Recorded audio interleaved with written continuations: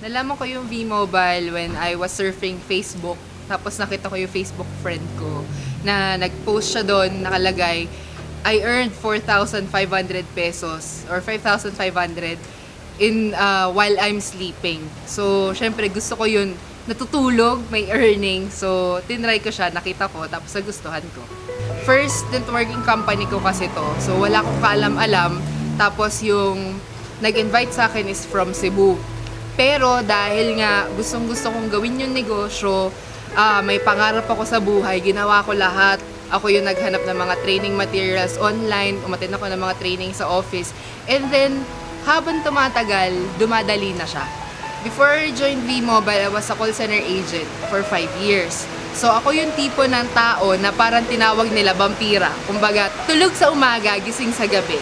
So, kami rin yung tipo ng tao na kahit Pasko, New Year, Holy Week, may pasok. So, nakakasawa din siya kasi kahit wala ko yung sweldo mo, sweldo bayad utang ka pa rin. Kaya talaga nung nakita ko yung V-Mobile, ito na yung nakikita ko, time freedom tsaka financial freedom. Si V-Mobile, ginawa ko siya, una, syempre, kailangan pag-aralan mo talaga yung negosyo. So, pinag-aralan ko yung negosyo, online at saka sa office. And then, ginawa ko siya mostly online sa paghanap ng mga tao na makakakita or makakagusto ng negosyo. After that, tinuro ko lang dun sa mga grupo ko kung paano ko siya ginawa.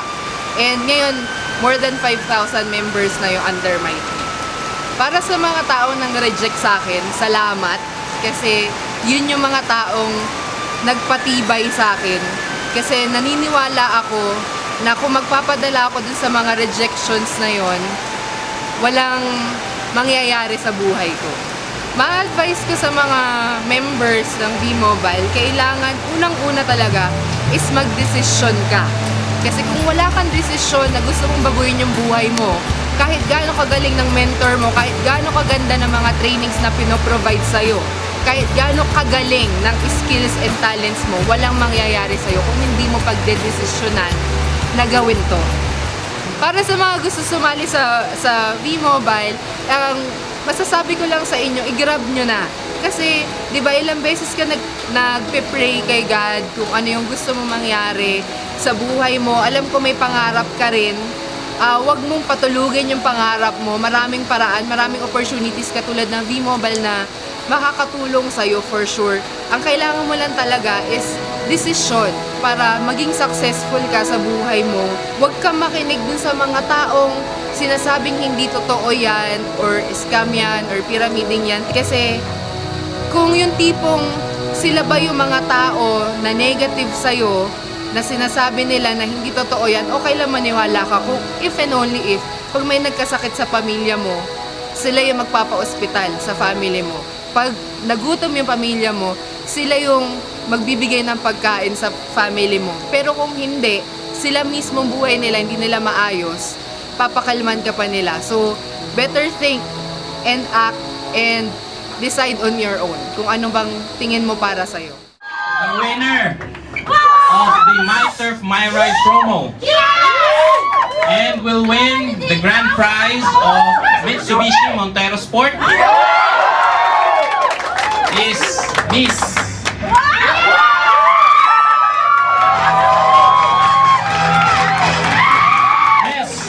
Maria Abigail.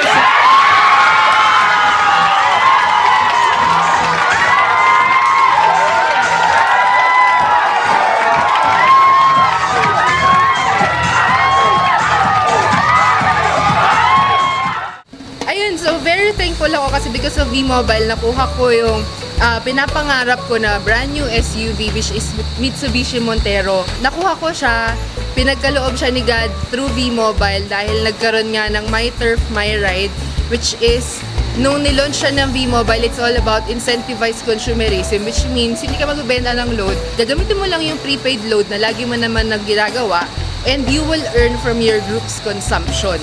So, ginawa ko siya dahil alam ko makakatulong siya sa akin at sa company. And may biglang promo dito sa My Turf nga na program. And luckily nga, sa akin napunta yung brand new Montero Sport. Well, actually, sa lahat ng mga na-achieve ko, pinaka nakakatuwa talaga yung mga na-achieve ko sa V-Mobile. It's because 5 years ako naging call center agent. I'm working 9 hours to 12 hours a day. Pero, never akong kumita ng malaki. And sa V-Mobile, ginagawa ko lang siya 2 to 4 hours a day lang siya. And I earned my first 1 million pesos in this business. Working 2 to 4 hours a day. Nakakapagpasko ko, nakakapag-New Year ako. Gumigising ako kung kailan ko gusto. Natutulog ako kung kailan ko gusto. Hindi ako nagkakasakit because before, lagi ako nagkakasakit ng call center agent pa ako. And yun talaga yung super thankful ako kasi nababalance mo yung where you are earning, your family and friends, and what you love to do. So that's very important for me.